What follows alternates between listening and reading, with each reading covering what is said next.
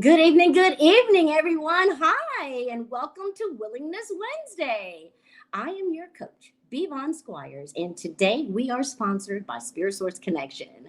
I am so happy that you're here. If you're new, welcome to Willingness Wednesday. I hope that you hear something today that will actually cause you to come back again for next week for more. And if you are returning, thank you so much for your love and support. I couldn't do this without you. You know that. I am just so thrilled and very excited about coming here tonight to talk to you guys. And thank you all for showing up. Thank you. When I see that you guys are here eagerly awaiting to hear what we're talking about, it really, really boosts my self esteem. It really, really makes me feel like I'm saying something that is valuable to you. And so that gives me the energy that I need to keep up the good work, coach. So tonight, we are talking about Stephen Covey's 7 habits of highly effective people. Tonight, we're talking about habit 5. Seek first to understand and then to be understood. It's all about that empathetic listening, right? But before we go any further, I'm going to give us a brief wrap up or a brief recap from last week and the weeks prior so that everyone is on the same page, okay? So first, we're going to talk about a recap where we talked about being proactive, which is habit number 1. This is where you developed your ability to seek solutions. This is where you developed your ability to understand what you can control, right? And what you cannot control. You can control your ideas. You can control your behaviors. You can control your words, things like that. You can control how you dress, what car you drive, what job you have, those kinds of things you can control. Obviously, you cannot control global warming. You cannot control the COVID-19 pandemic, for goodness sakes. There are so many things that are outside of our control. And so when we're able to keep in mind those things that we can control, then we can focus our energy on those things as rather than focusing them on things that we cannot control. Okay, that was habit number 1.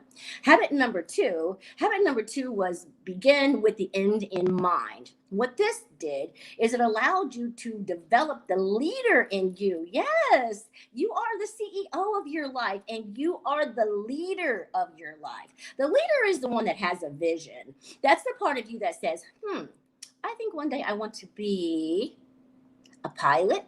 I think one day I would like to be a teacher or a nurse or a lawyer or whatever you'd like to be, right?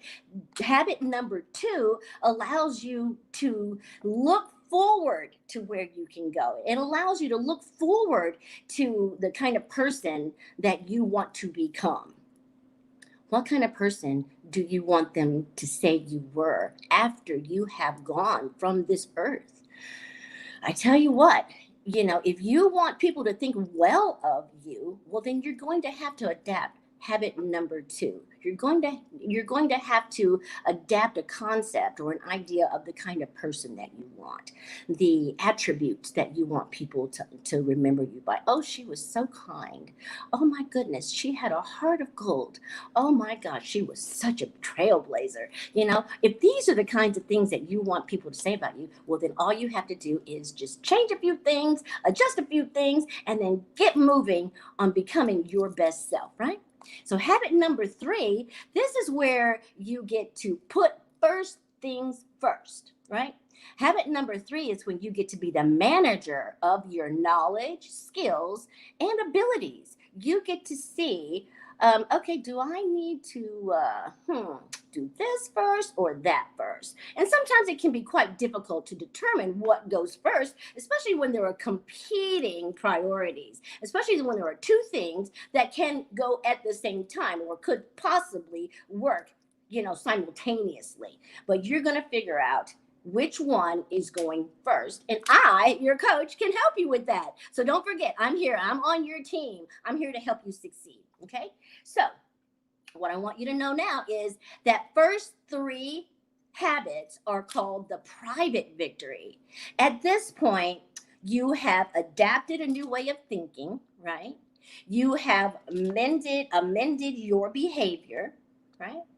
And you have actually adjusted your attitude, right? So we've got a new attitude, we got a new way of thinking, and we have a new way of behaving. This is the private victory. And if you can get there, oh, I'm telling you, you are going to feel on fire. You are going to feel like you have just opened up a part of you that you have never known before. You will feel like you are invincible. You will feel like you can accomplish anything, which you can.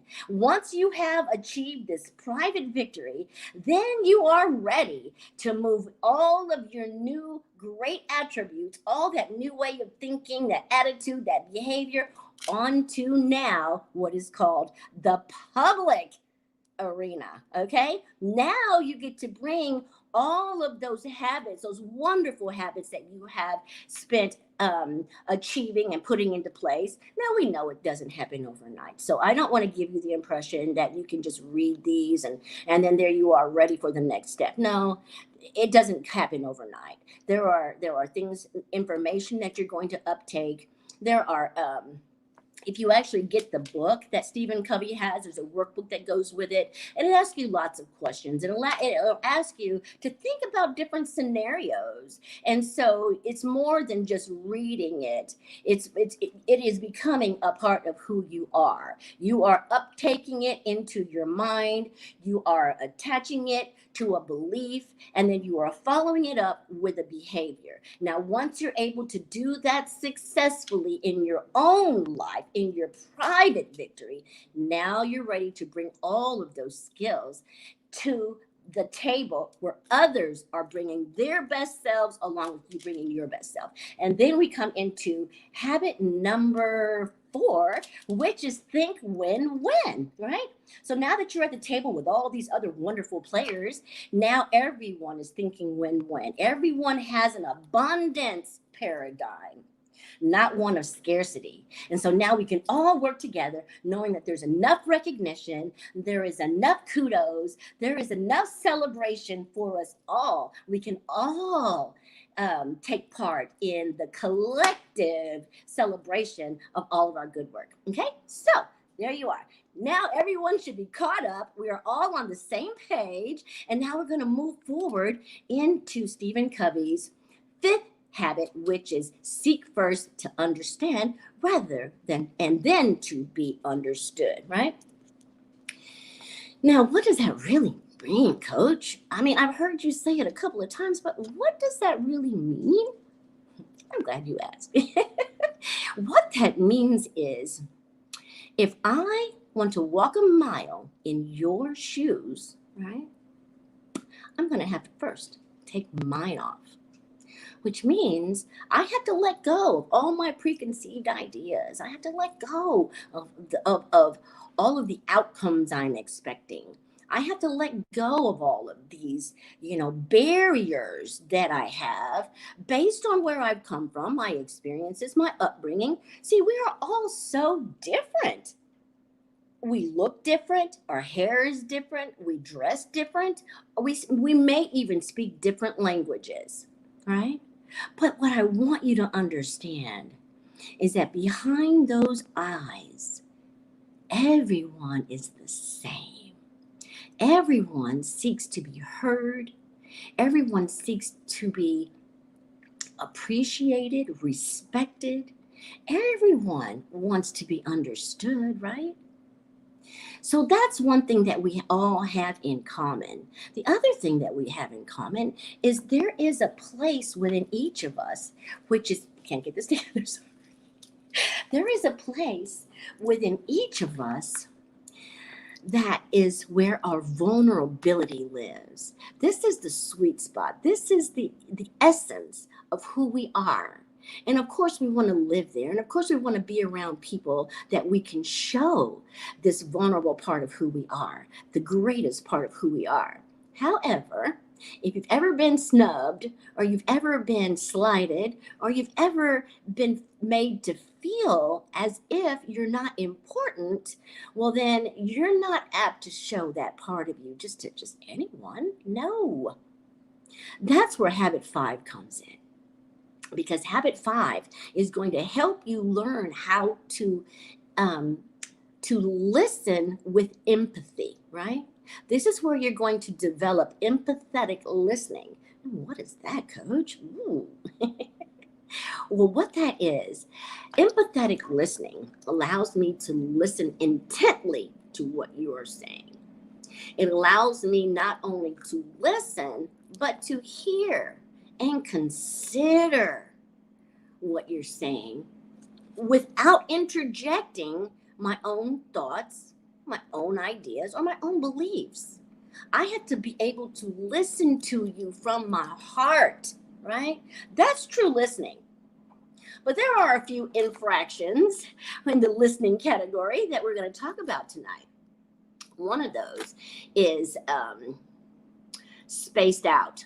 Let's say, for instance, you're talking to someone and they just seem like they're just so distant. They just can't, you can feel, you can feel, did I catch you at a bad time?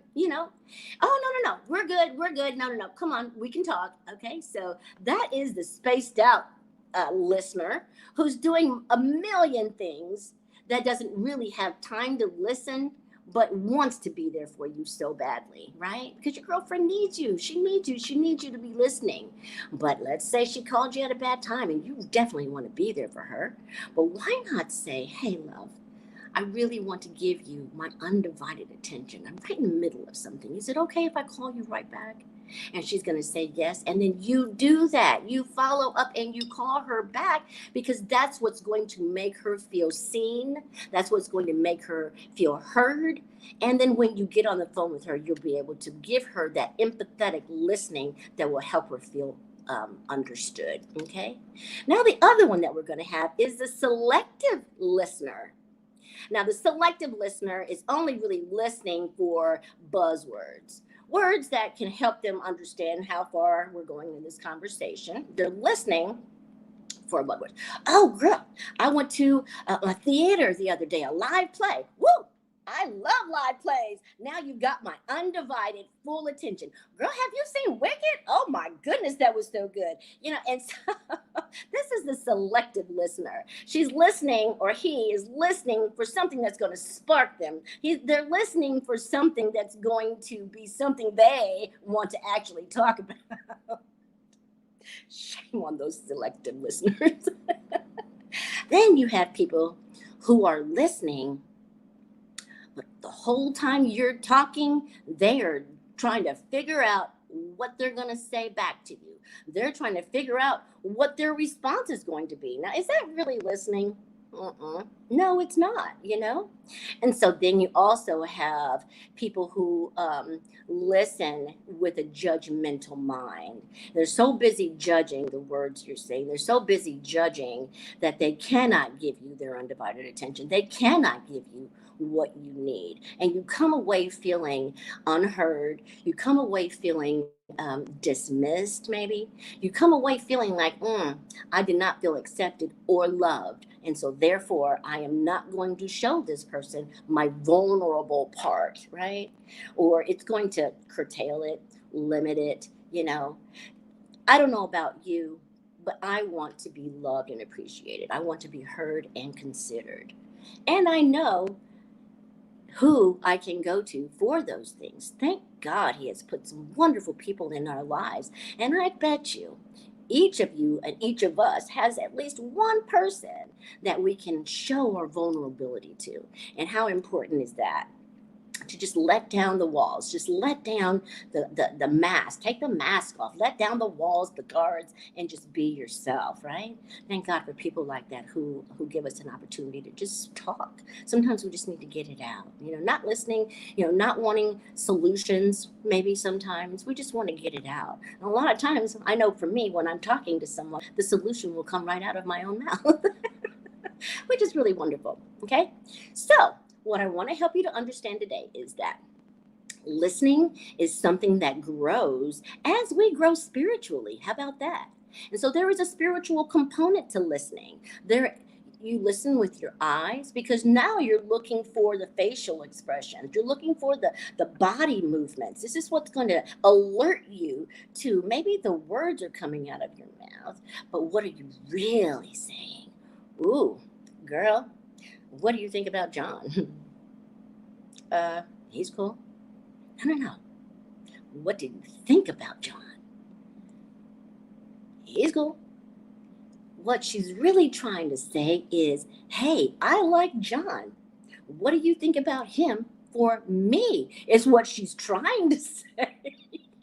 But if we are not listening with the emotional part of us, if we're not listening with our eyes, we're going to miss the cues that show us the intent of the words that she's speaking or he is speaking, right? Now, there's something else I want to talk to you about. Do you know, I have some statistics here, right? For listening, okay? Listen to this. The body language accounts for 53% of the listening, right? The emotions count for 40% of listening, and the words are only 7%.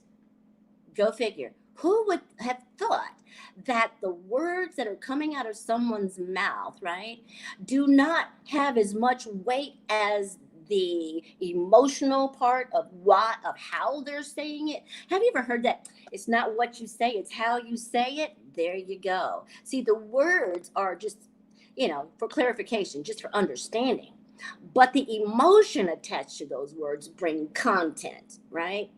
And so what you can do, if you are one of those other people out of those infractions that we just listed, people who are incapable of listening, not because you don't want to, but because you just don't know how to, right?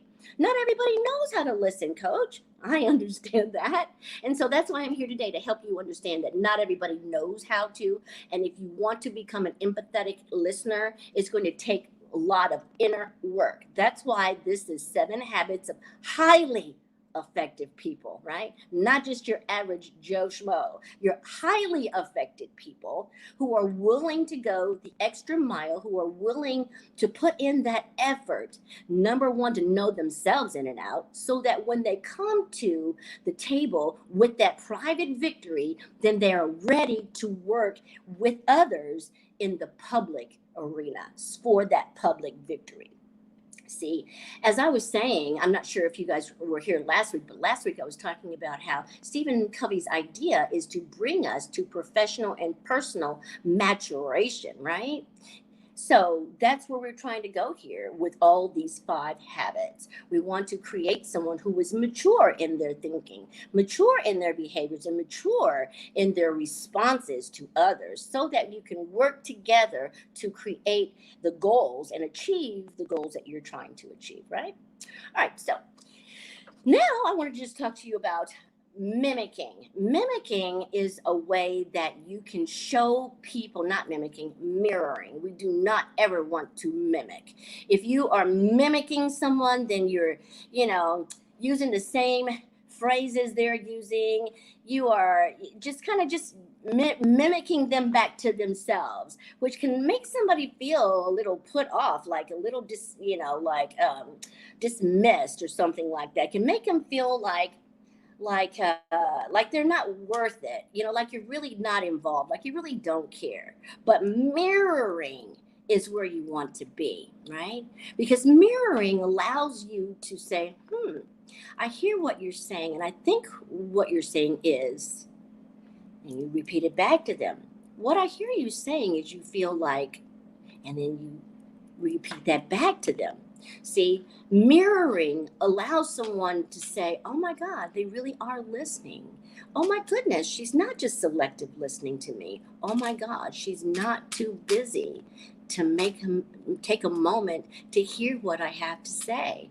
That makes someone feel accepted and loved and appreciated. Definitely makes them feel heard, and seen, which allows them to take down their walls just a little bit to see if you really care, right?